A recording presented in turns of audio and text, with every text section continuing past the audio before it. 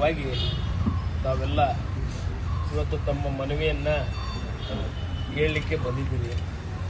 ತಮಗೆಲ್ಲರಿಗೂ ನಾನು ತುಂಬರದಿಂದ ಅಭಿನಂದನೆಗಳನ್ನು ಸಲ್ಲಿಸ್ತೇನೆ. ಇದ್ರಾಗ ಅವನು ಇವನು ಈಗಿಂದ ವಾತಾವರಣ ಹಾಳು ಮಾಡೋದು ಬೇಡ. ಈಗ ವಾತಾವರಣ ಹಾಳು ಮಾಡಿ ಊರಾಗ ಮುಂಚೆನೆ ಅವ್ರಿಗೆ ಚಾಪಿ ಕೊಟ್ಟು ಹಾಸ್ಕೊಟ್ರಂಗೆ ಆಗಬಾರ್ದು.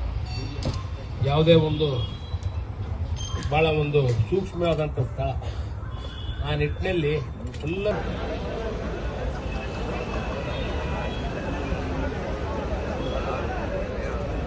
ಇಟ್ಟಿದ್ದೀರಿ. ಪಕ್ಷದ ಒಂದು ಅಭಿಮಾನವೂ ಇದೆ. ಆ ನಿಟ್ಟಿನಲ್ಲಿ ಕಾಂಗ್ರೆಸ್ ಪಕ್ಷಕ್ಕೆ ನಾವೆಲ್ಲರೂ ಒಗ್ಗಟ್ಟಾಗಿ ಕಾಂಗ್ರೆಸ್ ಪಕ್ಷವನ್ನು ಗೆಲ್ಲಿಸುವಂತ ಹೇಳಿ ಈ ಸಭೆಯಲ್ಲಿ ನಾನು ಹೇಳಕ್ ಬರ್ತಾ ಇದ್ದೇನೆ.